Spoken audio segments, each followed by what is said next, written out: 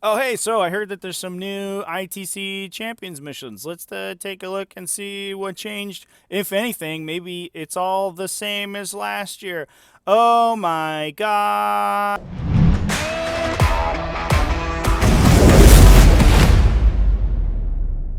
What's up, folks? Welcome back to Tactical Tortoise. My name is Trevi, and today we're talking about the new 2020 ITC Champions Missions packet that launched just today. The beta opened through February 28th, is online, and I'm going to be talking about what changed from the 2019 packet over to the 2020 packet. Just in case you don't know what ITC is, it stands for Independent Tournament Circuit. It's a tournament ranking and mission format for 40K designed for competitive play. Tournaments can be worth ITC points, which will affect your standing throughout the game, and most of them, but not all of them, you can use any tournament format you want. Most of them use these ITC Champions missions, which I think are widely regarded, at least in my area, as the most competitive mission format for 40K, because it does remove a lot of the randomness from the mission selection. There's no cards or random objectives or anything like that, and you'll just go ahead and play and grab some objective points. It's pretty sick. So let's talk about the changes from the 2019 through to the 2020 packet. There's a lot of differences in here, especially minor ones, which I think are going to really improve the game. So let's get into it. So right off the bat here, right on the first page, we have the single biggest change, I think, to the packet, which I think is going to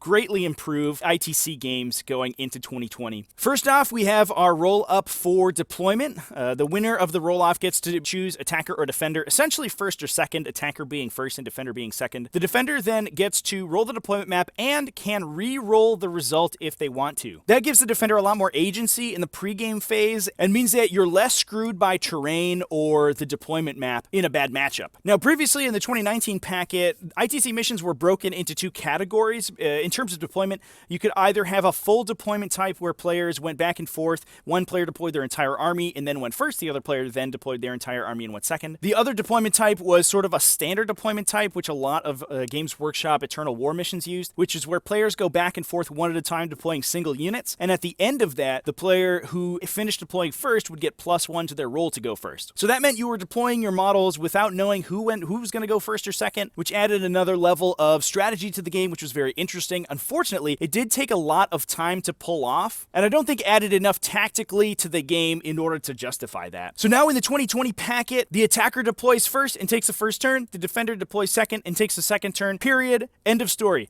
There is no role for seize the initiative.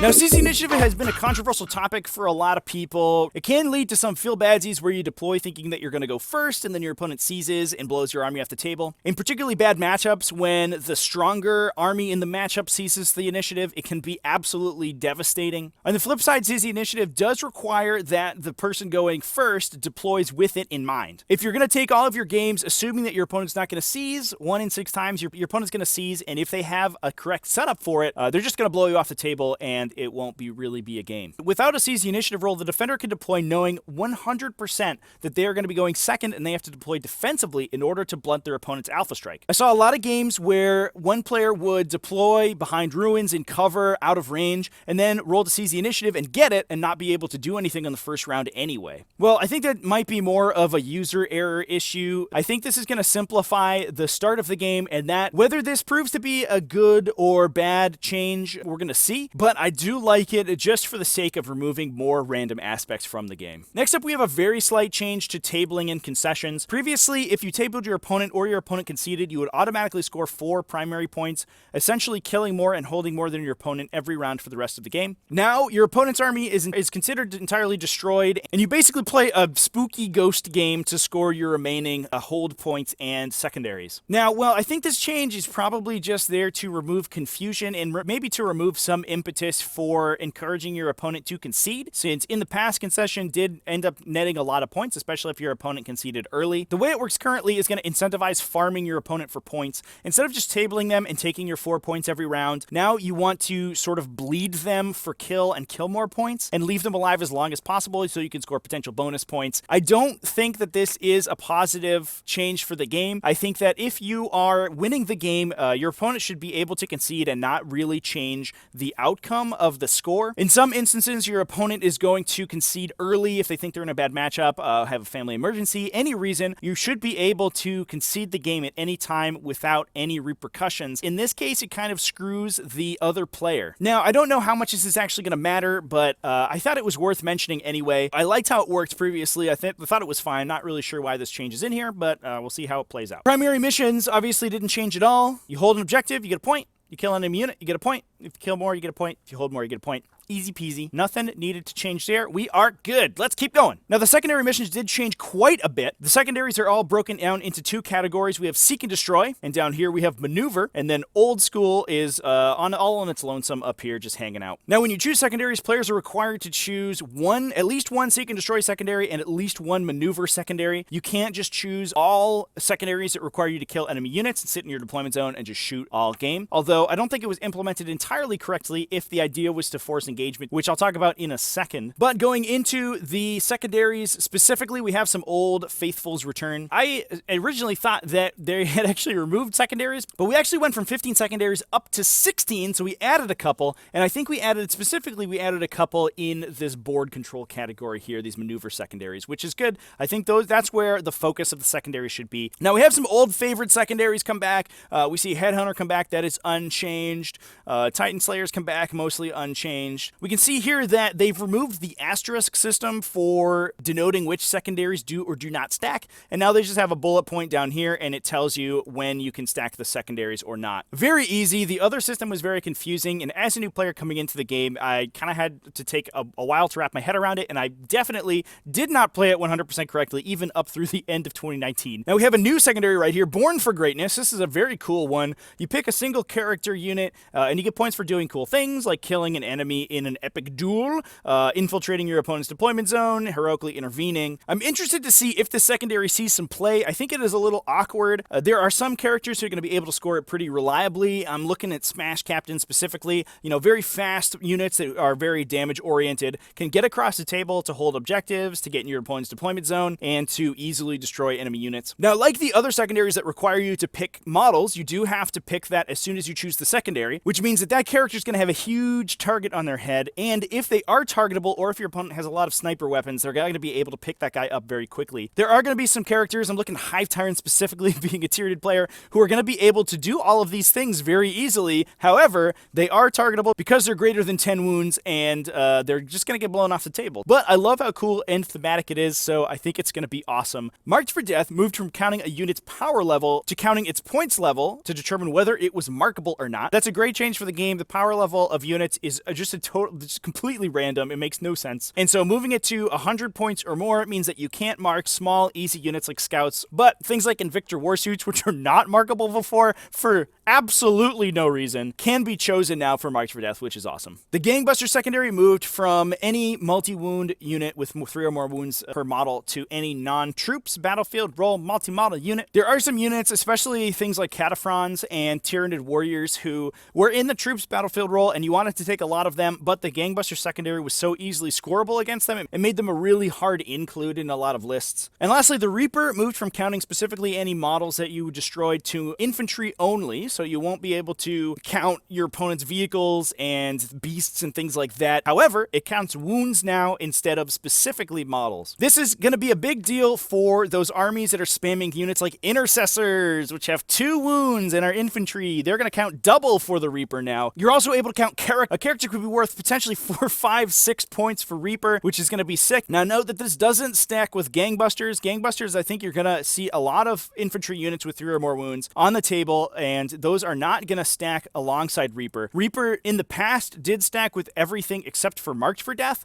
but now Reaper, you're going to have to be very specific with what you reap. That said, I think this is a huge buff for everyone fighting against Space Marines, especially those Intercessor spam lists. If you're able to kill a couple units of Intercessors as well as the Scouts that they always take and a couple characters, you're going to be getting 3 or 4 points on Reaper pretty easily, and I think that's awesome. Moving over to the maneuver secondaries, a lot of these changed so that you can score multiple points in a turn on them. Now, you are still capped at 4 points per secondary. You're never going to be able to score more than 4, but some of them let you max them out in 2 turns. For example, Recon, if you have 2 units in every table quarter, you could score 2 points on Recon. A great buff to that. Behind enemy lines was overhauled entirely. It does not count flyer battlefield roll, so if we see those Eldar flyer spam lists, best, so they're not going to be able to max out behind enemy lines and recon every game easily. The other change to behind enemy lines is that it's scored at the end of your turn and not the beginning. Previously, your unit had to get to the opponent's deployment zone and survive for an entire round in order to score you a single point of behind enemy lines, but now you just score it if you get there. You do have to be entirely in your enemy deployment zone, so all models in your unit has to be there. So it's not as easy as recon, where you can just tow into a tabled quarter to count in that table quarter. That said, this change makes a secondary a lot more viable across the board.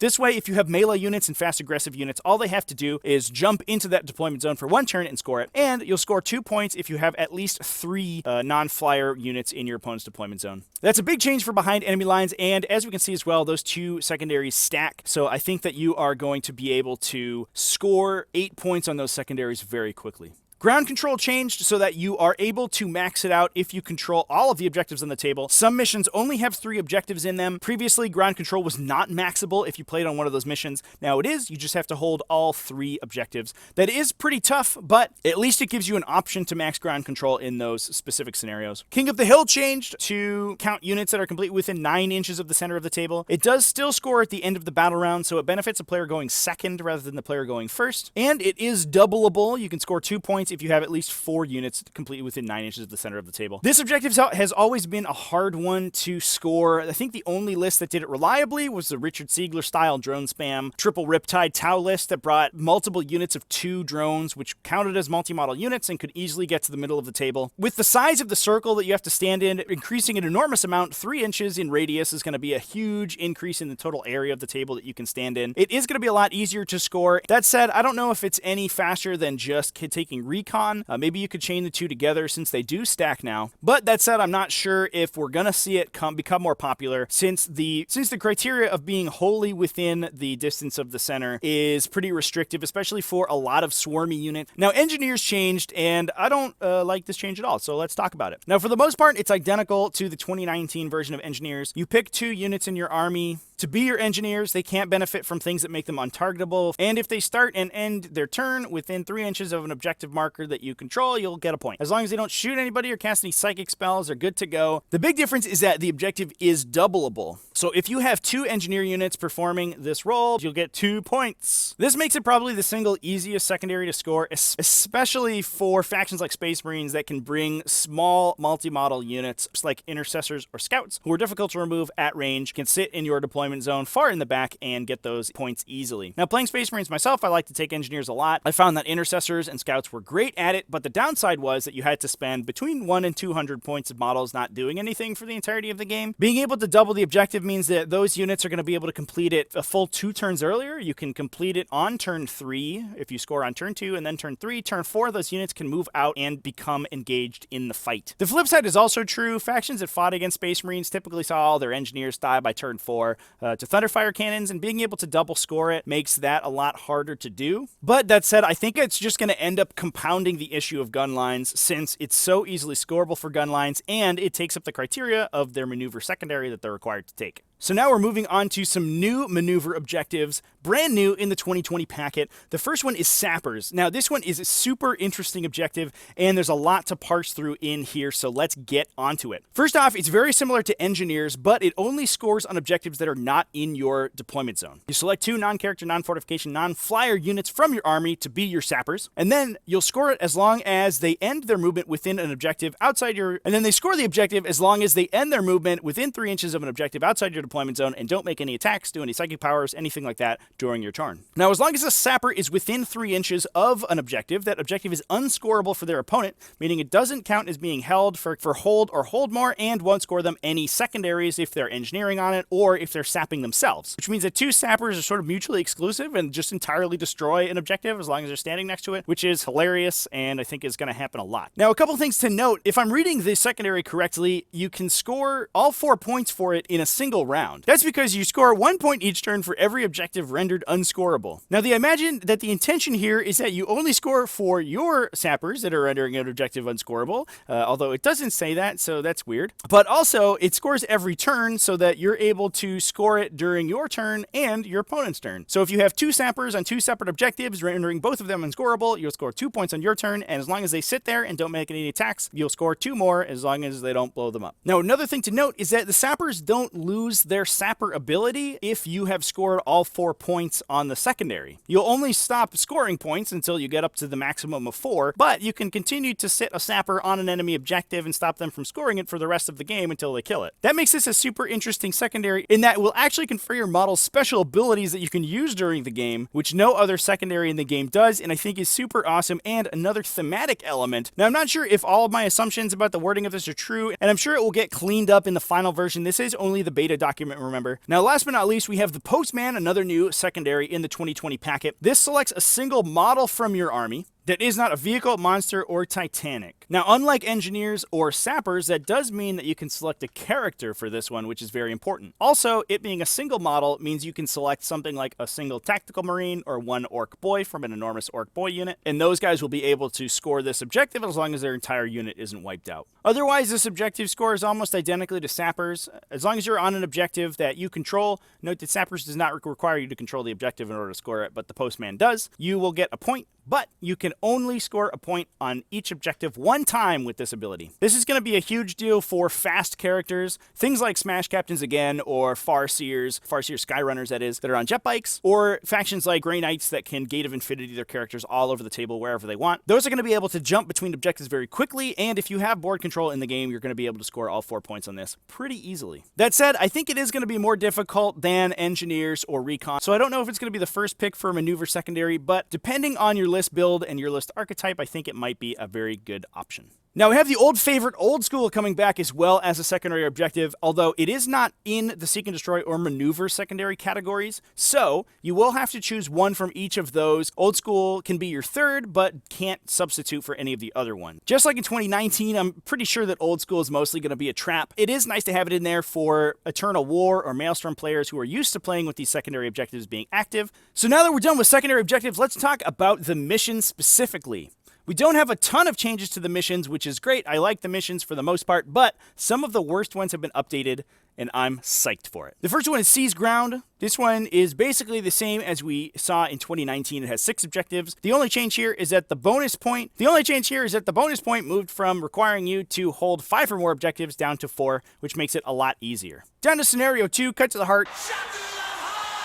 This one's entirely unchanged. Remember that the ground control secondary can be maxed in this mission now, since you score 4 points on the secondary if you control all of the objectives on the map. Moving down to Nexus Control, this one did change a lot. Previously, it had 4 equidistantly placed objectives on the table, and the bonus point was to control all 4, which in some deployment zones was incredibly hard. Now the objectives are player placed, 2 go in your deployment zones, and 2 go more than 6 inches out of your deployment zones. The bonus point is changed from controlling all 4 objectives to only controlling the objectives that are outside your deployment zone, making this objective a lot easier for aggressive armies who can move up in the no man's land between the deployment zones much more easily.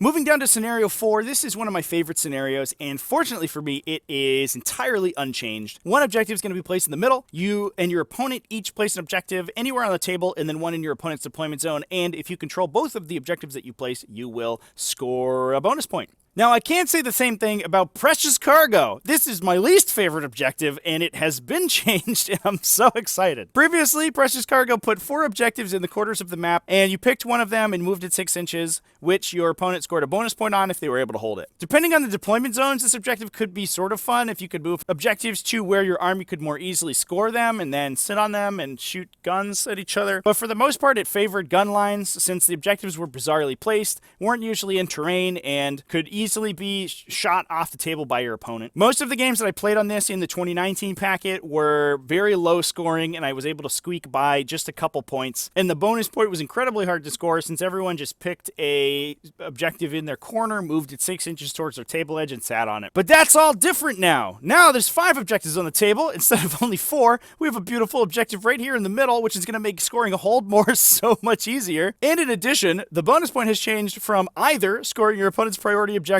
or holding 3 or more objectives, which is actually really easy. Imagine a Dawn of War deployment where you score this objective, the other objective on the long table edge and just have to get one unit into the middle to score the bonus point.